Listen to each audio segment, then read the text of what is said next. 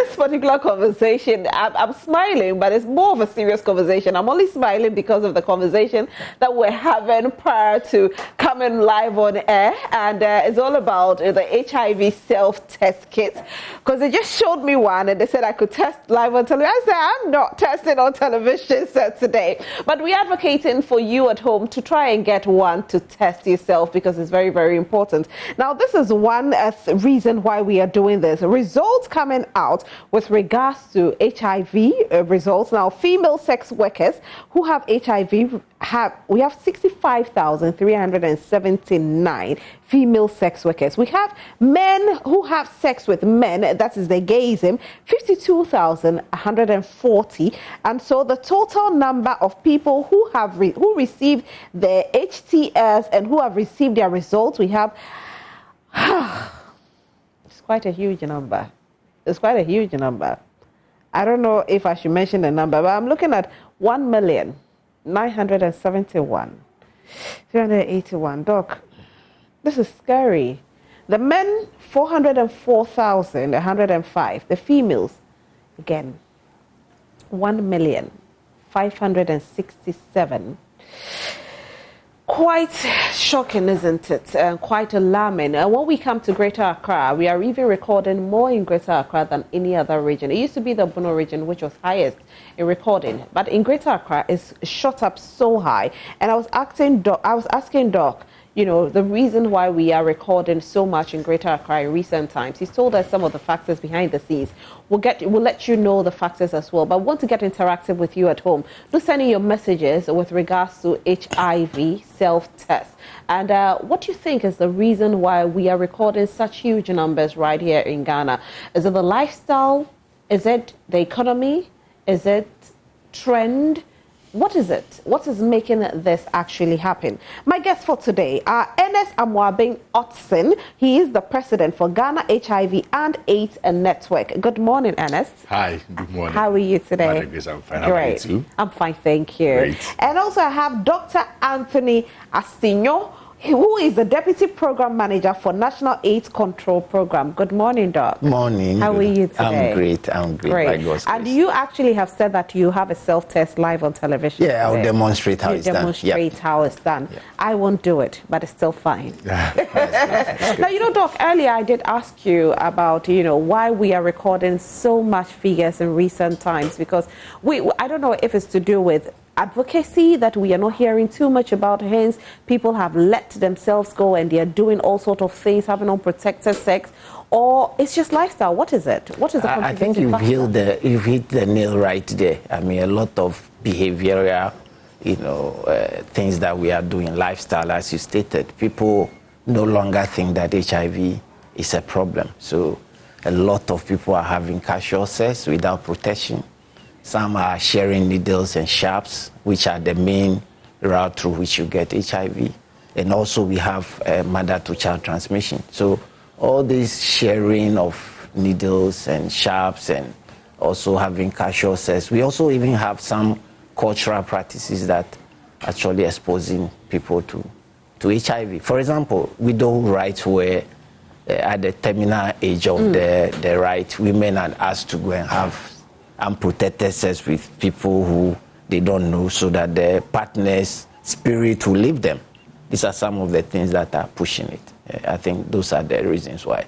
That we are recorded so much figures. Exactly. And talking about the females numbers, because quite alarming, where you're having the men recording 404,000 and you're having over 1 million for the women. What is it that is making women record so much? So probably let me put this in the right context. We have over 354,000 persons estimated to be living with HIV in Ghana. And so these numbers, we have a few of them, about 72% of them, actually knowing that they have HIV. The rest don't know. About 100,000 of these individuals who have HIV don't know. The numbers you just read are the number of people who actually went to have their test done to see whether they have HIV or not. Yeah. Okay.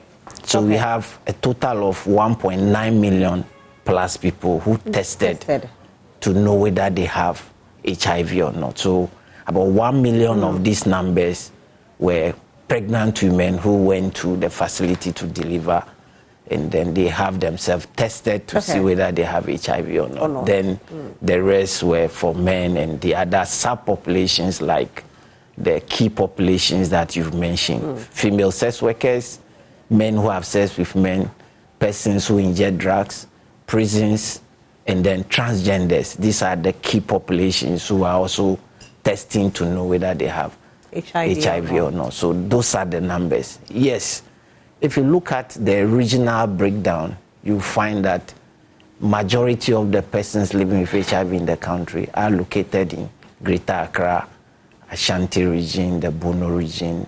I mean, if you take the 6-7 regions, we have Western region and all that. So you see the numbers in those regions, and that's why you have them, as you put across here. Quite surprising that Greater Accra is now the lead in numbers. So let me bring you in this conversation, Ernest. You are with the HIV Society. So question is, how is Greater Accra now recording more than any other region? Okay, thank you very much, and very good morning to our viewers. So yes, earlier on I wanted to add to what Doc said about why we are having high prevalence. You realize that, you rightly said, that these days we don't hear the HIV and AIDS campaign like we used to some 10, 15, 20 years ago. It was scary. Yes, because it was new then. Because of the lapse in the campaign, we now have a whole new generation of young people who know virtually next to nothing about HIV, because they didn't experience the campaigns we saw some 15 years ago and thereabouts. So their sexual behaviors, their sexual practices now are very risky. So these days we have hookups. These days you have sex parties.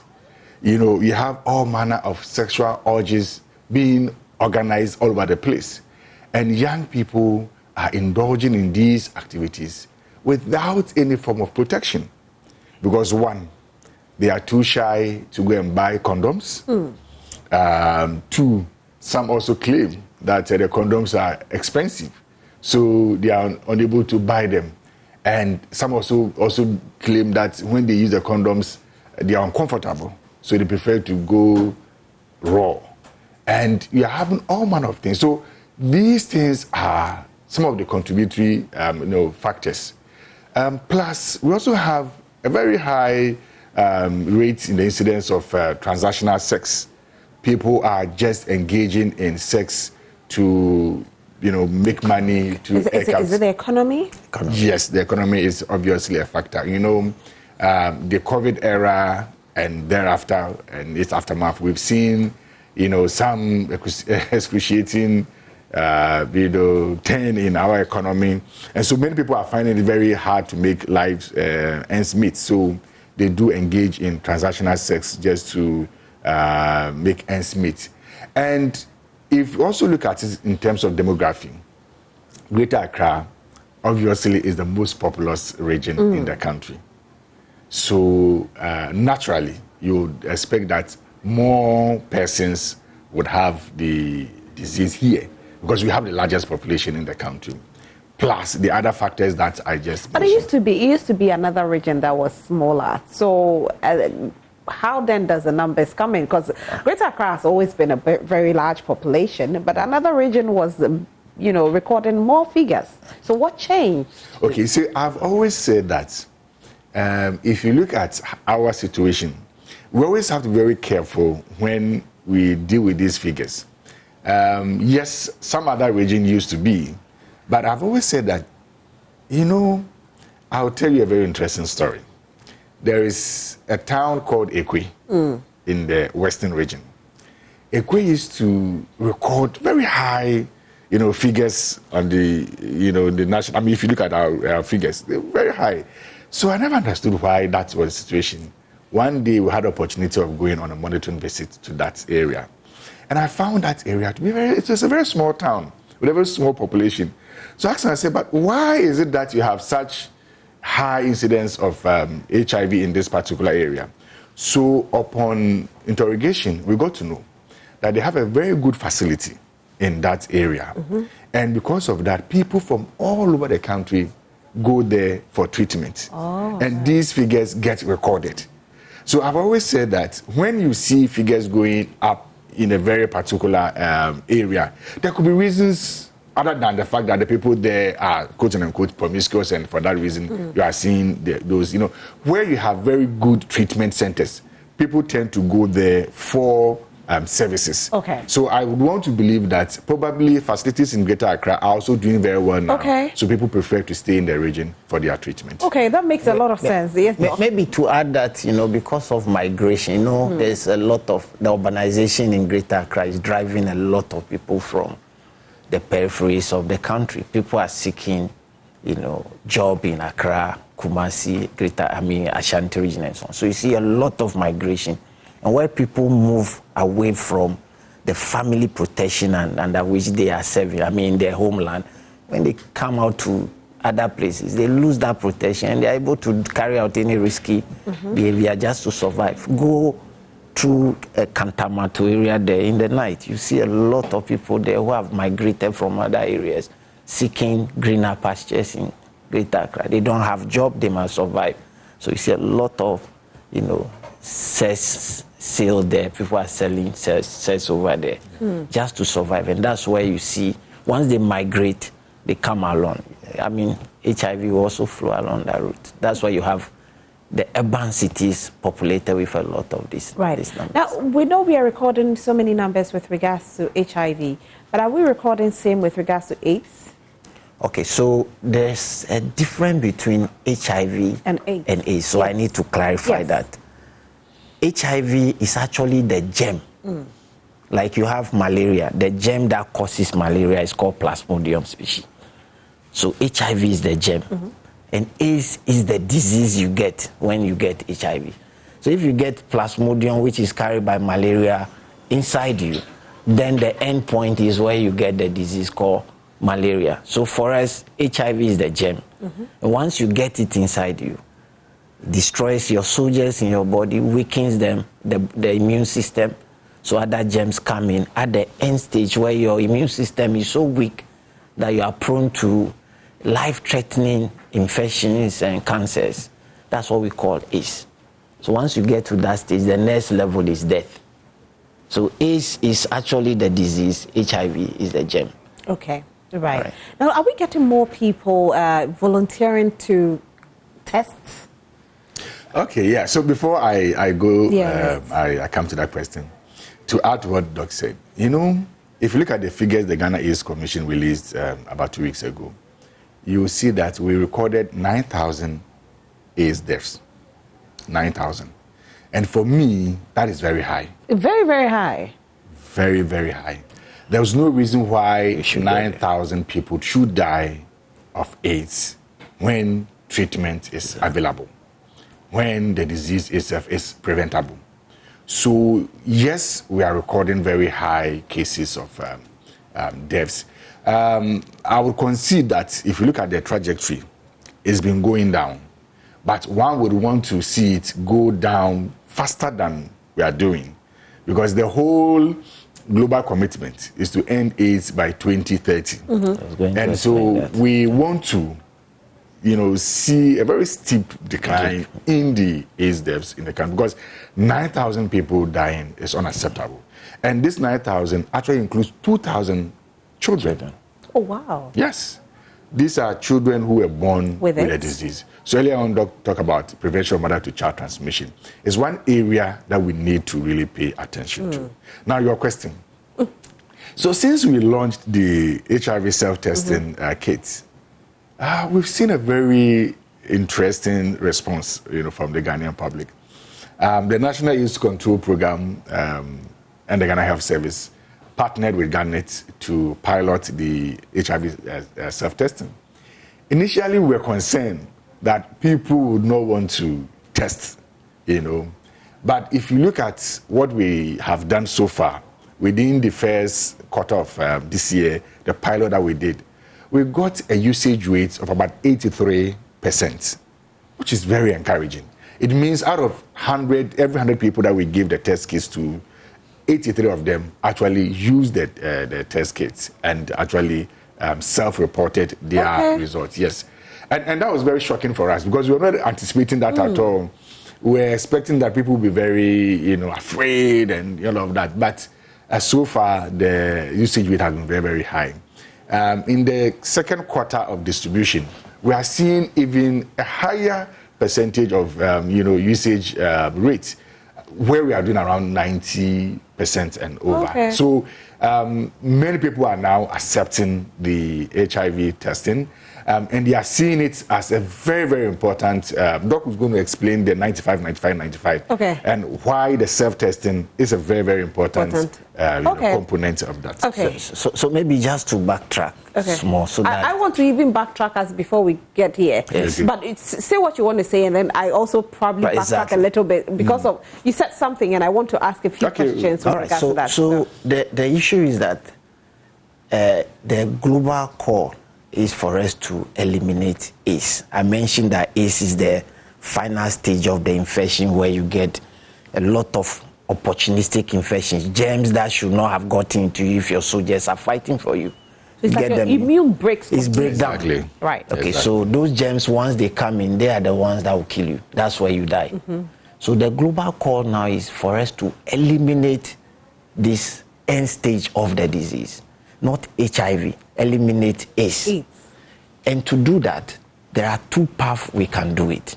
One is where you identify people who don't have HIV and make sure they don't have it. If you don't have something, your soldiers will not be killed and you will end up getting the terminal stage. That's one stage. The other one is to find those who have the germ, who have HIV, put them on medication. And these medicines will prevent the soldiers from dying because the medicine will stop the virus from multiplying in your system. Now, if you get one HIV viral particle, one of the germ entering you right now, within 24 hours, that germ will multiply itself to about 10 billion of itself. The next day, each of them will multiply 10 billion. So every day there is a multiplication of over 10 billion of the virus inside you. And once they are multiplying, they are using the soldiers that fight for you to multiply themselves. By the time they are done, they will kill the soldier. So the more the germ multiplies inside you, the more your soldiers are killed. And that's why within 15 to 20 years, your soldiers are completely gone. Right. Your immune system is weakened. Other germs that should not have come in, because if your soldiers are working very well, they would have driven them off, will take root and kill you. Now, let me ask you something.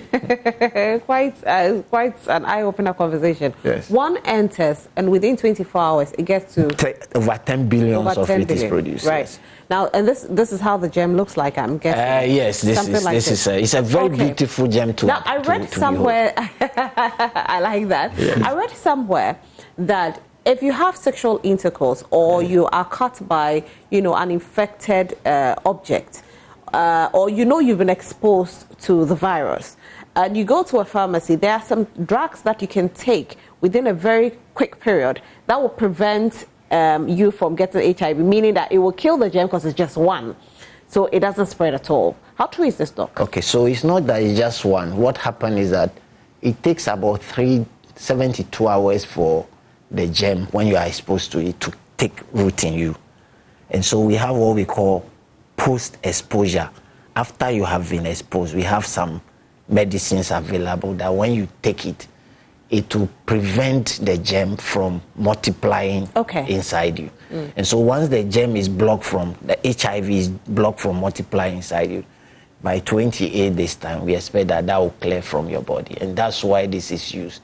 We give that especially to healthcare workers who, as a result of the operations they are doing, the needles and all, they get pricked. I have taken some myself because I got exposed. And once you take it, then it prevents you from getting the germ establishing you. Is it available in the pharmacy? Oh yes, it's not in the pharmacy. Okay. It's available once you go to the hospital and tell the people that you are exposed, you are going to be given that. So within a period of 72 hours. Within that, so I would say that when you get exposed, at least within 8 hours, get to the hospital and let them start for you. Because don't wait till 72 hours gets there. Okay, so the ways of exposure are sexual intercourse? Sexual intercourse. In fact, right now we even have medications that we are giving to a certain group of people who are exposed to high-risk behaviors like commercial sex workers.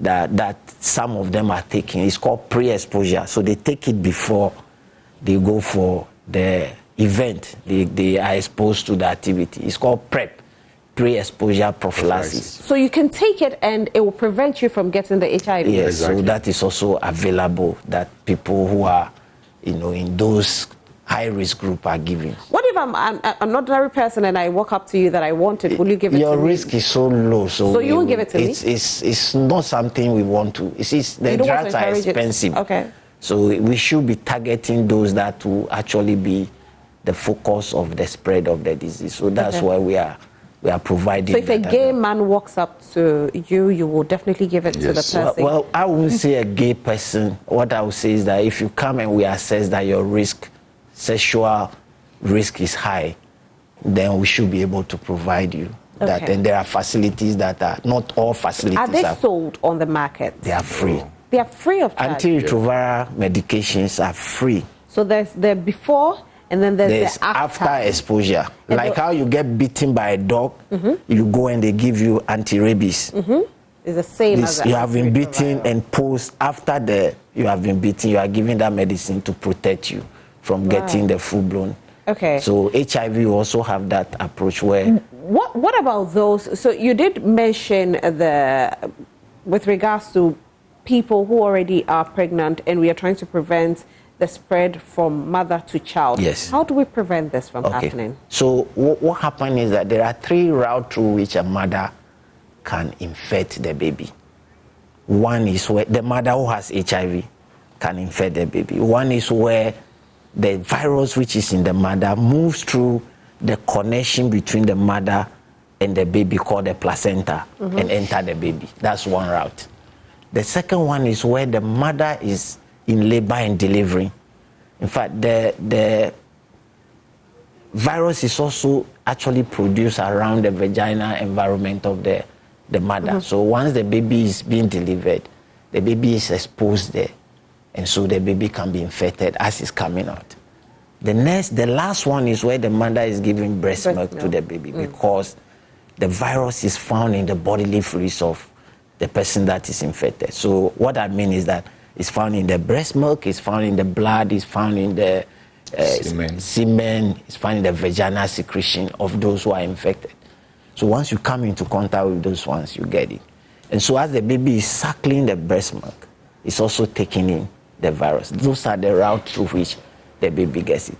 But fortunately, once the mother is put on these medications that we are talking about, it would actually knock off the virus from multiplying in the system. Okay. And so probably the mother start with over 100 millions of the virus and start taking the medicine. The system will start preventing further multiplication, and over time some of them will pass away and all that. With time, the mother viral level, the HIV in the system, will become undetectable. You cannot, the devices we have that is recording it may not be able to pick because it's been set at a point. Anything below that, it will say undetectable. Does it mean that you have been That doesn't mean that everything is gone off. Okay. Once you get HIV, some of them goes to sleep in the protected areas of your body, the brain, the ovary, the testicles for men, and they go into sleep. And so if you stop taking the medicine and they wake up, they come back, they speed up. So we are not able to completely say you have been cured. Okay. But the virus is so pushed down because you are taking the medicine that it will no longer have any impact on the soldiers in your body that are fighting for you. So they live now, they are not dying, they can protect you. Once that is happening, because you don't have the quantity that is detectable swimming in your blood, you cannot transmit to even your sexual partner and the baby. Okay. So you don't find a lot of this virus in the bodily fluid that will be transmitted. So we said that Once you have HIV, you have been put on medication. If you are able to achieve a state of undetectable, then there's zero transmission. Okay. So the equation was put across. But it doesn't mean that you are completely cured, yes. So the equation that is put across is U equals U. Undetectable is equal to untransmissible. Okay. Once we cannot find the virus in the circulation, in your blood, in your system, not that it's been cured, some are lingering somewhere, it means that you cannot transmit to anybody. And you live your normal life beyond what even God has But you assigned. can never go off the antiretroviral. Once you go, life. there's a rebound. The virus may come back. So antiretroviral is for life? It's for life until we find a cure. Okay, but is it free? Free. You walk in, once you are tested, you get it. You are given. Let me quickly. Is it readily available? Very, very, very available. Very, very available. You find it in almost all the hospitals we have in the country. District hospital. We have even sent it down to health centers that are also available. Soon we'll be getting down to the cheap compounds. And you find it everywhere that is available. Let me quickly add that I was saying that the global call is for us to eliminate AIDS. So our focus is for us to get there. I mentioned two paths. People who don't have the disease, we find them and make sure you protect them. We protect them, they don't have it. Those who have the infection, we also find them and make sure they take the medicine. Once they take the medicine and they reach undetectable state, they cannot transmit to anybody. The soldiers will be fine. They won't get any opportunistic infections. They will live long, they won't die. So you see the AIDS stage is they won't get to that stage and they won't die. How do we find this individual? HIV is not written on the face of anybody unless you get tested. But let's talk about stigmatization. Yeah. It's another big thing, unless you get tested. But how many people have the courage to go get tested? Sometimes they'll tell you what you don't know doesn't kill you. So when you get to know about it, it will even eat you up. You get depressed and you can die. So how do we deal with stigmatization in here? Yes, stigma is a very big issue. It's a very big issue. And it's one that has been with us since the early days. We've tried all manner of strategies, but then it looks like it's still very much difficult to deal with. But these days, we are seeing some improvement. In the early days, because there was no treatment for HIV, people knew that once you got infected, you are going to die. But now, with the availability of antiretroviral drugs, people are surviving on ART and living their normal lives. This year, we'll be celebrating 20 years since we started introducing ARVs in the country.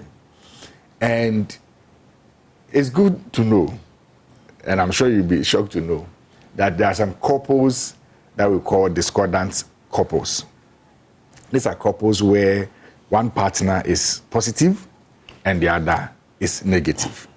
And they're able to stay together and they don't pass on the virus to the other person. Okay. And these couples also give birth, and in most cases, their children are also HIV negative. How do you do that? Is it the same antiretroviral? Exactly. Okay. So that was what. Exactly. So once I'm negative, I'm undetectable. I mean, I can have sex with my partner. And it's fine. Fine is. And it will never transfer it to the children. Exactly. Yeah. That's what we are. Yeah, so because of that. But let me ask this question before you continue. How long do you have to take this antiretroviral to get to a negative stage? To get to undetectable stage. Yes. So negative. How long do you have to take it? There are drugs that can get you to that stage within 6 weeks and 12 weeks.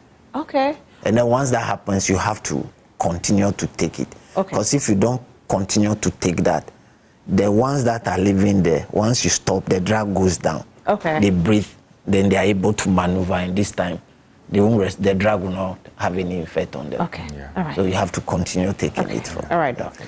Yeah, so because of the antiretroviral drugs, now persons are accepting to live with other people who are HIV positive. And that's a very good thing. That's a very good thing. Now, we're also encouraging workplaces to ensure that they put in place policies on HIV, so that if persons test positive, they can still be able to work. So what are the policies we are putting in place? So the Ghana AIDS Commission is leading on that. Okay. Making sure that we don't discriminate against people because of their HIV status. Okay. Nobody should get dismissed in, any employment situation because they, became HIV positive. You don't have the right to eject someone because they, became HIV positive. These policies have been put in place by the Ghana AIDS Commission and other partners to guide and support us to eliminate that element of a stigma, at least through the legal route. But then socially, we are still encouraging people that HIV is not as scary as we used to, see it some years back. But actually, it made us protect ourselves. So we're yes. still scared. Yes, we are still scared. But you see, we also realize that approach is what fueled the stigma. Okay. That approach of it's scary, it's this, it's that. And those days, if you listen to the news, especially the local, the vernacular speaking stations, they will refer to HIV as Kodiwo, and of course, so that's what created the stigma. Mm-hmm. So now we are saying that treatment is available. All you need to do is get treatment. Now we know that you can touch an HIV, positive person and you won't get HIV. You can hug the person, you can eat together, you can do everything. When it comes to sex, you just have to protect yourself. Yourself, right. When the person is on medication and they have achieved viral suppression, yes, then they cannot pass on the virus to you. And we are particularly encouraging pregnant women, mothers. What we've observed is that the reason why 2,000 children will die is because their mothers were diagnosed, and in most cases, they refused to go on treatment. What was it? Was it because they refused to accept their status? Yes. Many of them deny that they are, they ascribe all manner of things. It's a spiritual disease, it's a curse, it's that, so they won't go on treatment. And then also, many of them also fear to disclose to their partners that this is the situation.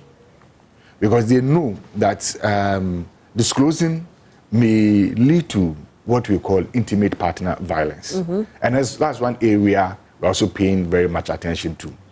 If one person in the relationship knows that if he or she discloses their status, another person will accept them, definitely will be open and honest about it. But if they know that disclosing their status will lead to violence, then they will keep quiet. They keep to themselves. So you may be in a relationship with somebody who is HIV positive. The person may refuse to tell you because he or she knows that telling you, you may leave them. You may judge them. Exactly, that kind of thing. So that's why we are saying that we should stop the stigma. Once somebody getting to know about your status, or somebody not getting to know about your status, should not stop you from going for your antiretroviral, right? Okay, so what happens is that when persons are in a relationship, like a marriage or a very close relationship, they don't want the other person to know that they are taking this kind of medication, because you have to take it every single day. So, and when you take it, you get well, you get healthy. Okay. So nothing will show that you have HIV.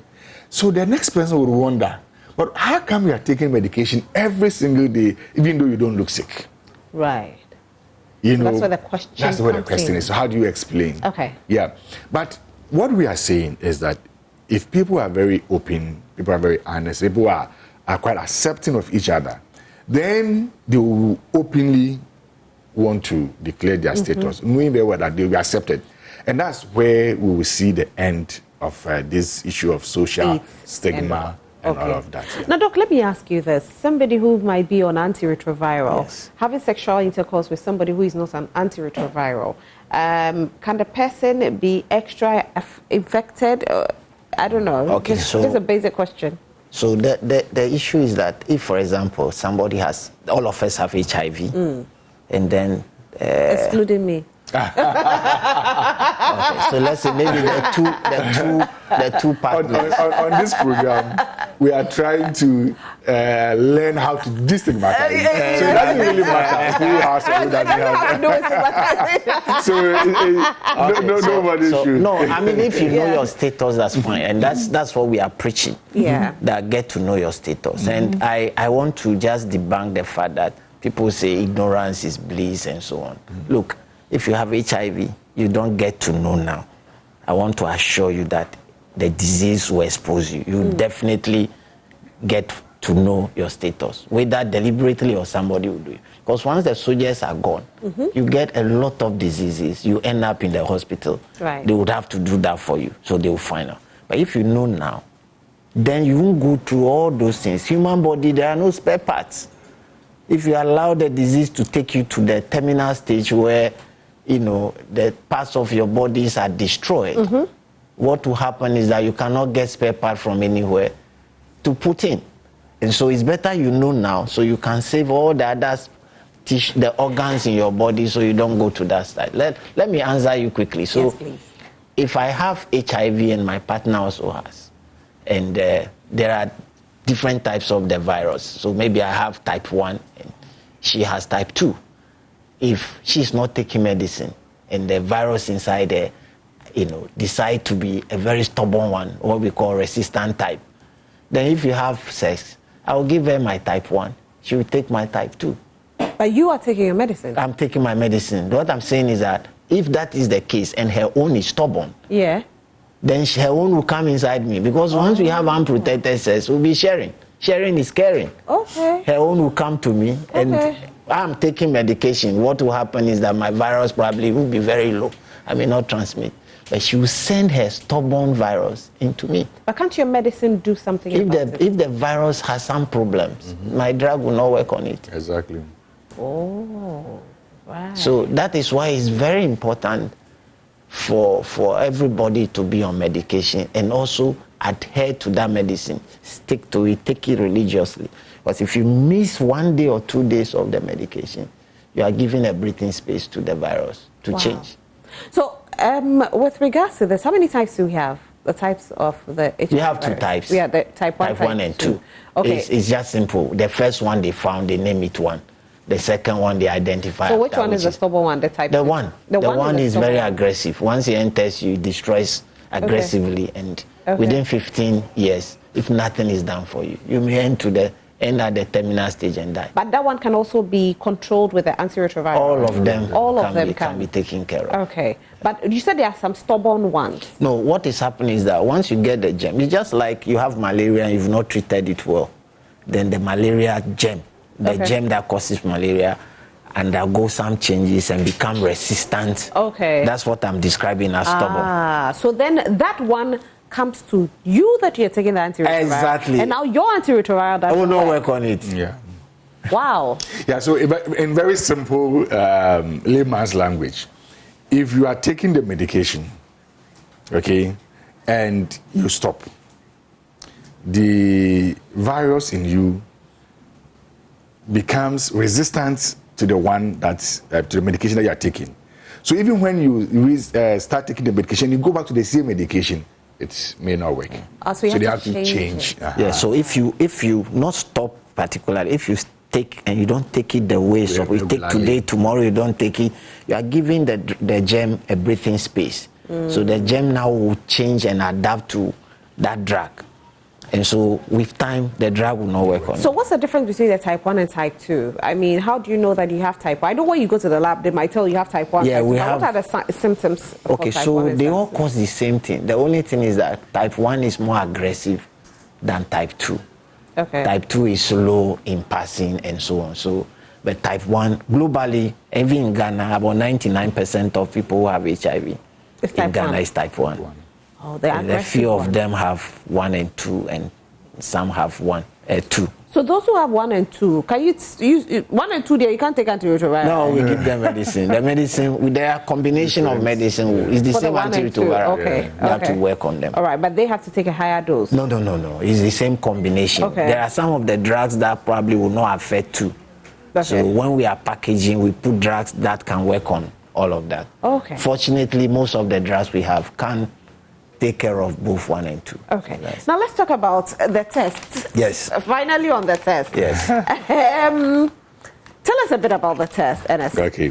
So HIV self-testing is one of the newest innovations. There are basically 2 types. There's a type that is blood-based. Okay. So you prick your finger and it just puts it into the system, and then just like how we test for sugar, diabetes, how you do that test. Yeah. There's that type, and then there's this second type, which you swab within your mouth. We are going to demonstrate that very soon. Now, this one was the first to be approved in the country. Okay. So that is what we are currently promoting around the country. But very soon, we'll be adding the other types, the blood-based types as well. So that people can then, either choose to go for this or go for the blood. Yes. Okay. Now, I'll leave the demonstration for the medical doctor here. Before we do the demonstration, how accurate is this? Oh, yes, it is very, very sensitive. It picks the antibodies.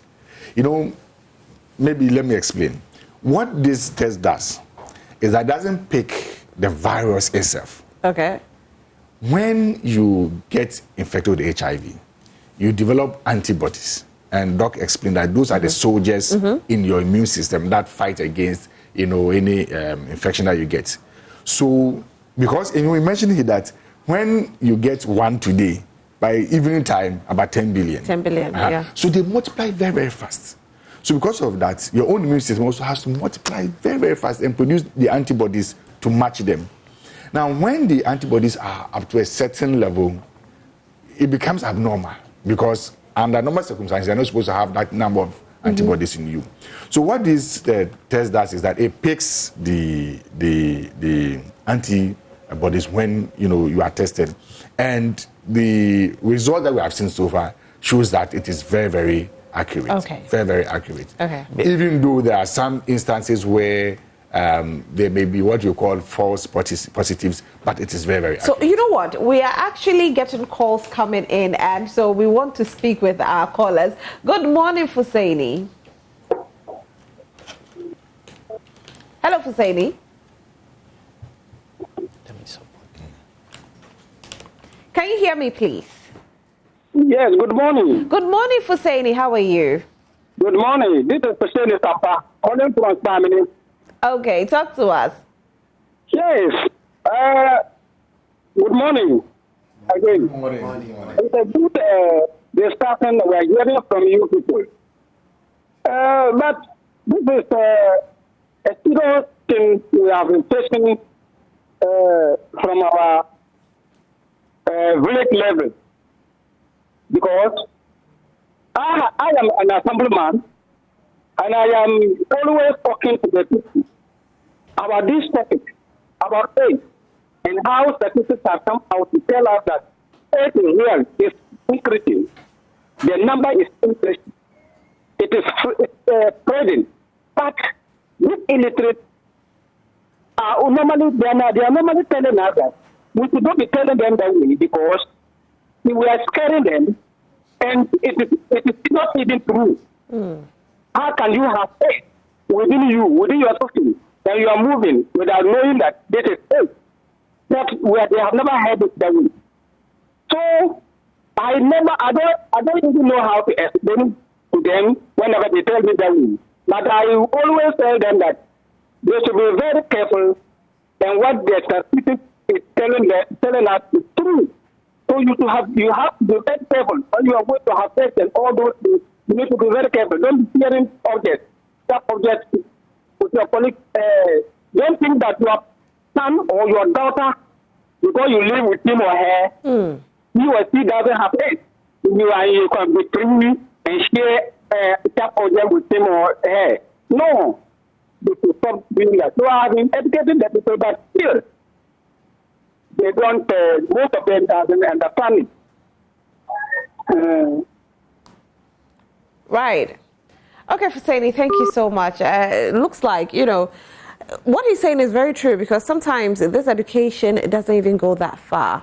It lasts in areas that are, the urban areas. But when we go to the rural areas, some of them don't even have access to television set, radios, to listen to these things that we talk about. And from what he's saying, it's like a forbidden language there. Yeah, Don't even say. Yes, so for now, Ghana Health Service, through the NACP, is supporting the Ghana NGOs to be doing these community sensitizations and community education. Okay. So yes, I will be the first to admit that for some time we stopped, but now we've started again, and we are reaching very local communities, using local languages in all the education. Okay, right.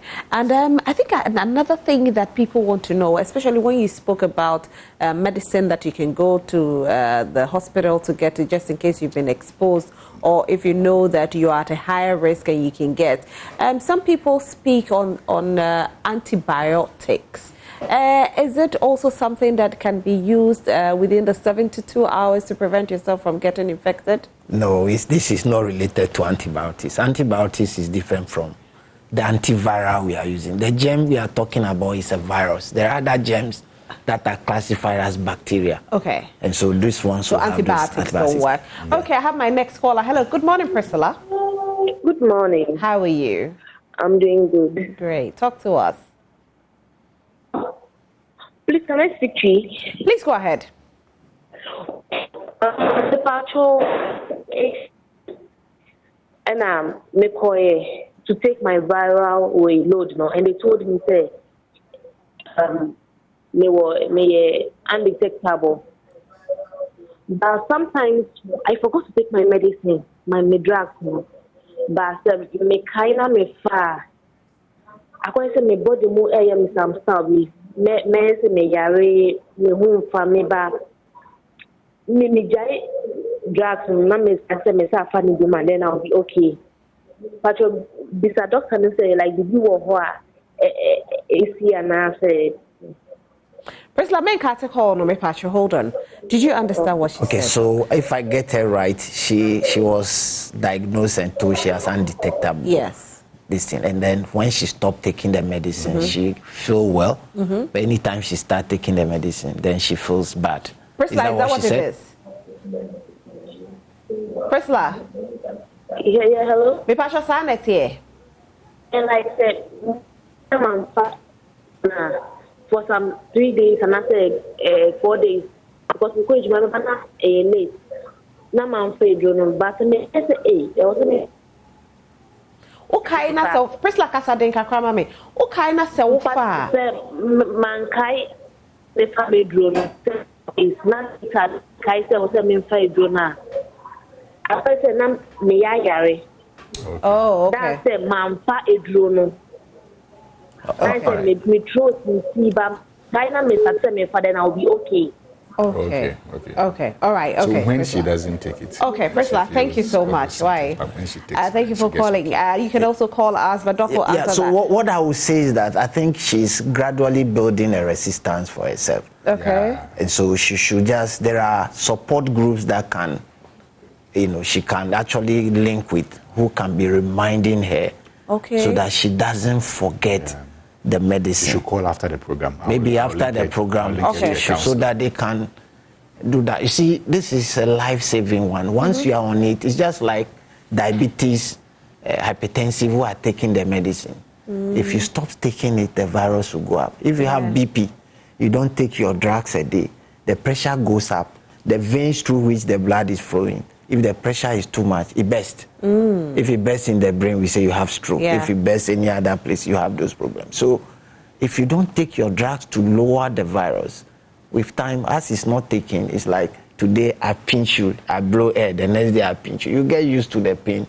It won't have any impact on you. Wow. So she should have somebody supporting her. So you have support groups that Yes. And we also have specially trained counselors who actually do remind people. I mean, they do what we call adherence counseling. So persons who are on treatment, they do talk to them almost every day. They will call you. Have you taken your medication? Okay. How are you feeling? So if after the program she can call, and we'll give her those maybe numbers. To just add, there are peer support groups. There are people who are also living with HIV. That where she's picking her drugs for, they are attached to those places. They are serving as models. They are serving as support, groups that can support her to remind themselves of when some even just synchronize it. I'm going to take mine. We do that. Then I send you a message or I ring, then you remember. Then they do that. So she should do that. That's the only way that she can continuously take this. Mind you, I'm pretty sure in some few years to come, we may find a cure. Yeah. So if you stay alive now and you are fine, the cure comes, it knocks off. Yes. That's so true. Now let's do our self-test. Okay, so let me expatiate on what he said. That when you get the virus entering you, two things happen. The virus will multiply. So you have the virus inside you, and your body, the soldiers in your body, also mount a defense to destroy the virus. So they produce some chemicals, and these chemicals are supposed to go and affect the virus, deal with the virus. So in diagnosing HIV in anybody, we do it in two ways. Either we look for the presence of the virus inside you or the chemical your soldiers are providing to fight it. In fact, the germ that is inside you, the virus, we call it antigen. And then the chemicals the soldiers are providing, we call it antibody, against whatever is inside your body. So the gum of your in your mouth actually releases these antibodies, not the virus. Okay. So this test is going to pick, once you pick it out, so you open it before you do the test. So we are going to test for the chemical your soldiers produce to fight against the virus, which is called the antibody. So this is an antibody test. And these antibodies, if you even take the blood as a whole, you can find it inside it. Okay. So if you prick you and we pour the blood, there's antibody in there. There's also the virus in. Okay. But the test will only be dealing with the antibodies. Okay. So you pick this. As usual, you have to be sure that this is sealed, sealed. It's not something somebody has used. So the packaging, you must check it and be sure it's there. Then you look for the expiry date. Okay. You look for it. So you can see this one. The batch number is there. The expiry date is 3/12/2023. Exactly. So this one is not expired. December. Is it December? 3rd December. 3rd December 2023. Okay. So this is not expired. Then you are good to go. Right. Then you rip open, you tear. There's a place there that says tear. So you tear it. And then you have the package now inside it. So these are the manuals that will guide you. Even you can just read it and see whatever is supposed to be done. So maybe you can take it. It's in various languages. We have the tree. This is the tree version. Oh, you have tree? Yeah, this is the tree version. Oh, so it's made strictly for Ghana? No, we have actually customized this for Ghana. So you can see, you read that. And then this is where the kit itself is. I'm sure you can see the... I can see the tree. I can read tree. Great. Great. I was say wo de ehwehwemu akwanchere no so yie pa said de ebeye wo ubenya ensosoaye eye French rem. Great. Okay. So very soon we are looking at doing for other languages. Well. So that means don't be alarmed. Gan and all that. But we have videos to go along with that also, so you can have that. So we want to package this so that everybody can have us. Remember, I mentioned our focus is to find the rest of the 100,000 persons who have HIV but who are not aware. Okay. And because they are hard to reach, they are in communities where we can. Some of them are vulnerable. We want to make sure they get this and do it themselves. And then once you know that you have something that suggests that you have HIV, then you go and have the actual test to be diagnosed. So you open let's see how it's done. So you open this. Okay. You open this first. And this is what you are going to scoop the antibodies. Okay. you are going to wrap it around your Okay, gum. so let's see you do it. So you go, you wrap it here, you wrap it here. So you can see that, I think you've pressed that already before. Yeah. You wrap it down also. So it's like you're brushing your teeth, but this time your gums. Exactly. So you are just scooping, you are trying to pull the antibodies that are... Can you just spit saliva on it? No, saliva is not. Okay. So you wrap it around the gum so that you can scoop as much as you can. You can pick the antibodies around it. So you do that, you are done. Okay. So what you have done is that you have put the antibodies on the tip there. Okay. And then these antibodies would have to travel up. Now, one thing I need to mention is that once you pick this up, for every test you do, there is something we call a control, something you have to compare to. Okay. The test result you have. So you have two things written there, a C and a T. Okay. The C is the control, the T is the test you are doing. Okay. So for this test kit to be what we call good, the control line must always be there. Okay. So you see a pink line there, it should always be there. If it's not there, it means the kit is not good. So how long will it take to read after you've done this? Oh, just 15, 20 minutes. 20 minutes. 20 minutes? Yes. So you put it down for 20 minutes? Yeah, exactly. So I've done this. Okay. So sorry, let me open this now. You can't hold it all the time, so can you put it on? No. What is happening is I've not positioned the timber. This is where you put it. There's a rack. Can you pick the rack for me? Okay. Okay, that's a rack. So this is the rack. Okay. Oh, that's a rack. So I put it in. This is why I put it in. You must make sure it doesn't touch anything, right? It shouldn't touch any surface so that it doesn't get contaminated. Side, yes. Okay. Turn it upside. No. Right. So you're supposed to push it in so that it holds? Okay. So just open that part. So there's a chemical there that will help push. Okay. That will help push the antibodies up. Okay. So we call it the chase buffer. It's going to chase what you put there so that it can go up to the test column. So I drop it in. I've taken the thing, I drop it in there. Then you wait. For 15 minutes? For 15 minutes. If you reach beyond that 20 minutes. 20 minutes, you may get a wrong result. All right. So 20 minutes. 20 so time minutes. yourself. So you time yourself within 20 minutes. Then you see. So I think if they can show us the lines there. Okay. Well, this one so that. Okay. As we wait, what will tell us that it's a positive, or will tell us that it's a negative? So this is how it is. Okay. So if you look at this, if you see that on my left, extreme left. Yeah. You see one line there. Yeah. And the line is appearing as C, the column C. So what they've done is that this one is more like a whole blood. So this is not this type. So they've poured the blood in that trough there, which is red. You can see that they poured the blood there.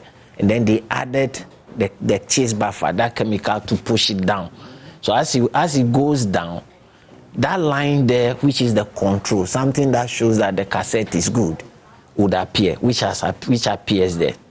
Then, so once that happens and you don't see any line at T, it means your test is negative. There's nothing there. Okay. But if you have a double line. So if you have a line at T, where this is your test. Yeah. The C is the control. T is your test. If you have a line at T, it means your test is positive. Then you need to go see That's help. where, so we call it is positive. So you have to go now and get it confirmed. Okay. In our term, we'll call this reactive. Okay. But to you are seeing two lines there, which is showing that you should go and have this test. Enes, how do we get this test kit for those who are out there who want some of the test kits? Okay. How readily available is it? Yes, so, but I think there are two things, Doc. Yes, I have to explain. Did not mention what not to do, like. So that's the next step. So before you do this, I mean, you don't have to, because there are going to be reactions going on. You don't have to eat. You don't have to have a food particles. So first in your time, mouth. when you wake up in the morning, just rinse your mouth. Okay. Don't brush, because there may be chemical reactions to that. So just rinse your mouth with ordinary water. Okay. And then you rub it off, and then you have that. Okay, fantastic. Yeah. So there's a site called Self Test Ghana.